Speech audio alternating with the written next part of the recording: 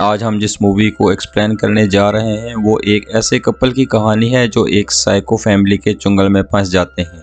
कहानी की शुरुआत होती है और हम देखते हैं कि एक आदमी जिसका नाम मैक्स है वो अपनी बीवी रेचल के साथ कहीं जा रहा होता है। उसकी बीवी पेट से है और मैक्स इस बात के लिए बहुत खुश है।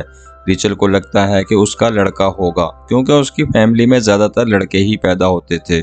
दोनों बातों में इतने मसरूफ हो गए थे कि अचानक से उनकी गाड़ी एक पेड़ से जा टकराती है और किसी को कोई चोट नहीं लगती, मगर अब गाड़ी आगे चलने के काबिल नहीं रहती।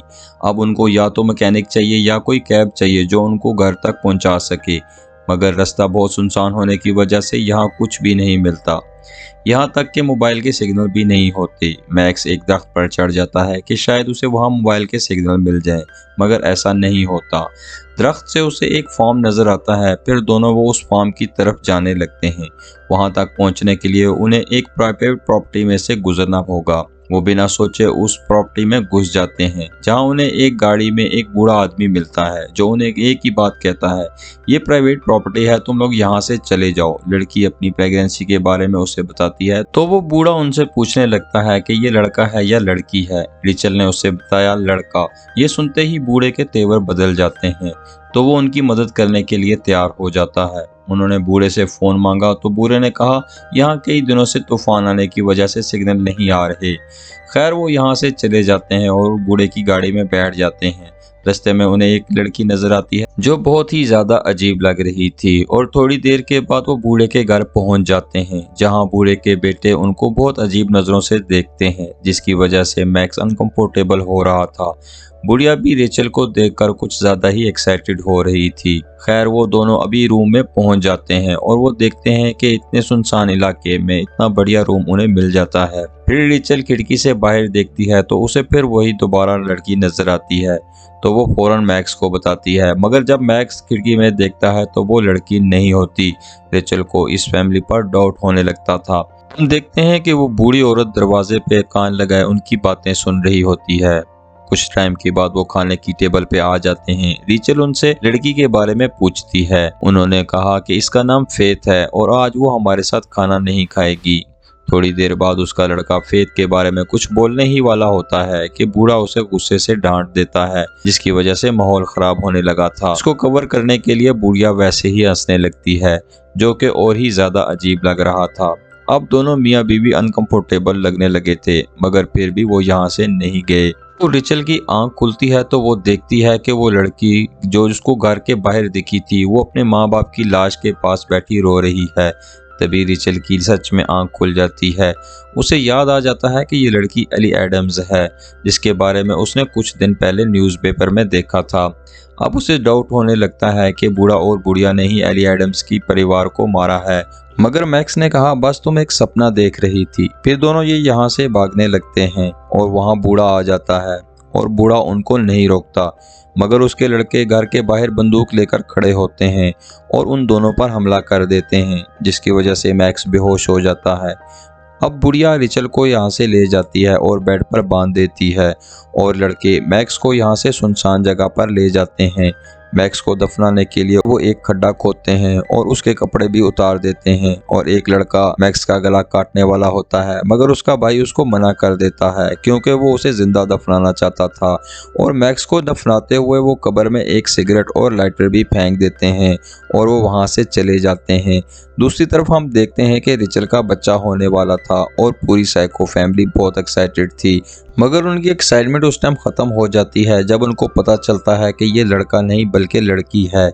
रेचल ने वहाँ से भागने की कोशिश की मगर वो नाकाम हो जाती है, जिसकी वजह से उसको सज़ा के तौर पे अब स्टोर रूम में बंद कर दिया जाता है। दूसरी तरफ हम देखते हैं कि मैक्स को कब्र में होश आ गया है, मगर उसको समझ नहीं आ रही होती कि वो कहाँ पर है और जल्द ही उसके हाथ में लाइटर लग जाता है, जिसकी वजह से वो देखता है कि कब्र में एक सुराख है।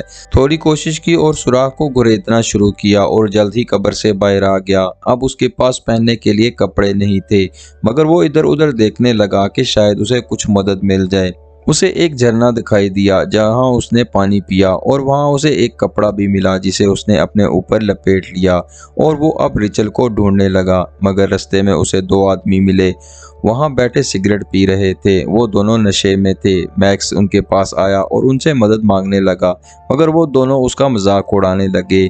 मैक्स बहुत हड़बड़ा रहा था। उन दोनों ने उसे शांत होने को कहा और फिर उसी पर हंसने लगे, जिस पर मैक्स ने उस पर हमला कर दिया। दोनों को खूब मारा और एक आदमी के कपड़े उतार लिए और उन्हें दरख्त के साथ बांध दिया।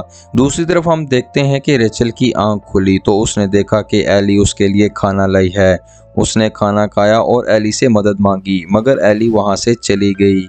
वहां हम देखते हैं कि लड़के बुढ़िया को बोलते हैं कि लड़की कल की वहां बंधी हुई है, हम दोनों जाकर उसे देख आते हैं। मगर बुढ़िया को पता था उन दोनों की नीयत ठीक नहीं है और वो बुढ़िया उनसे बोलती है, अगर तुम दोनों ने उस लड़की के साथ कोई गलत हरकत की तो मैं तुम लोगों को नहीं छोड़ूंगी। खैर वो दोनों लड़के रिचल के पास जाते हैं और वैसे ही हुआ जैसे बुढ़िया ने सोच रखा था। उन्होंने रिचल के साथ जबरदस्ती करने की कोशिश की। तभी रिचल का शोहर वहां आ गया और दोनों की खूब धुलाई की। रिचल उसे देखकर बहुत रोने लगी और उसे अपनी बेटी का बताने लगी। मैक्स उसकी जंजीरें तोड़ रहा था, जिसकी आवाज बुढ़िया ने सुन ली। दोनों को शक हो गया और बूढ़ा बंदूक लेकर स्टोर में चला गया। उसने देखा कि मैक्स ने उसके दोनों बेटों को मार दिया था, जिसकी वजह से उसने मैक्स को गोली चलाई और मैक्स वहीं मर गया। फिर रिचल की आंख खुलती है तो वो देखती है कि एली उसके पास खड़ी है। एली ने उसको एक टूल दिया जिससे रिचल ने खुद को आज़ाद करवा दिया। बूढ़ा और बुढ़िया अपने बच्चों की कब्र पर शोक मना रहे थे। बूढ़ा बुढ़िया को वापस घर चलने को कहता है, मगर बुढ़िया अभी सदमे में थी और कुछ और देर वहाँ पे रुकना चाहती थी। इधर हम देखते हैं कि रिचल एली की मदद से अपनी जंजीरों में से आज़ाद हो जाती है और वो अपनी बेटी को ढूंढने उसी घर में वापस जाती है। अब उसके पास सिर्फ उसकी बेटी बची थी। वो अपनी बच्ची को सीने से लगाती है, तभी उसको ट्रक की आवाज़ आती है। बूढ़ा घर पहुंच गया था और उसको पता चल जाता है कि रिचल स्टोर से भाग चुकी है। बूढ़ा बंदूक लेकर रिचल की तरफ आता है और बंदूक रिचल की तरफ करता है, मगर रिचल बच्ची को आगे कर देती है क्योंकि उसको पता है कि बूढ़ा बच्ची पर कभी गोली नहीं चलाएगा। जैसे ही रिचल को मौका मिलता है वो बूढ़े को चाकू मार देती है, जिसकी वजह से बूढ़ा मर जाता है और वो फ़ोन निकालकर पुलिस को बुला लेती है और सारी दास्तान पुलिस को बताती है और ये भी बताती है कि एली एडम्स भी उसके साथ है। वो वहाँ से भागने की तैयारी कर ही रही होती है कि वो देखती है कि बुढ़िया भी वहाँ पे आ जाती है। रिचल एली और बच्ची को लेकर गाड़ी में बैठती है, तभी बुढ़िया बंदूक लेकर उनकी तरफ बढ़ती है। रिचल ने भी अपनी बंदूक ली और वो बुढ़िया का सामना करने लगती है। दोनों ने गोलियां चला दी जिसमें दोनों जख्मी हो गई और आखिर में दोनों की लड़ाई हो गई और रिचल ने बुढ़िया को बहुत बुरे तरीके से मारा। इसके बाद वो अपनी बच्ची और एली को लेकर यहाँ से जा ही रही थी कि पुलिस वहाँ आ गई। पुलिस ने रिचल से कुछ सवाल किए, तभी बुढ़िया वहाँ आ गई, मगर पुलिस ने फौरी एक्शन लिया और बुढ़िया को गोली मार दी। अब सब कुछ ठीक हो गया था। तभी पुलिस ने रिचल से पूछा, एली एडम्स कहाँ पर है? रिचल बोली, वो तो यहाँ ही बैठी है, मगर वहाँ पर तो कोई नहीं था। वो सिर्फ एक घोस्ट थी जो रिचल की मदद कर रही थी। मगर सवाल ये था कि बूढ़ा और बुढ़िया जो कि ये सब कुछ कर रहे थे, वो आखिर ये क्यों कर रहे थे? दरअसल उनकी औलाद नहीं हो रही थी। उनका बच्चा पाने की चाहत पागलपन में बदल गई। इनके जो दो लड़के थे वो भी किडनैप किए हुए थे और एली एडम्स को भी उन्होंने किडनैप किया था और उसके परिवार को मार दिया था।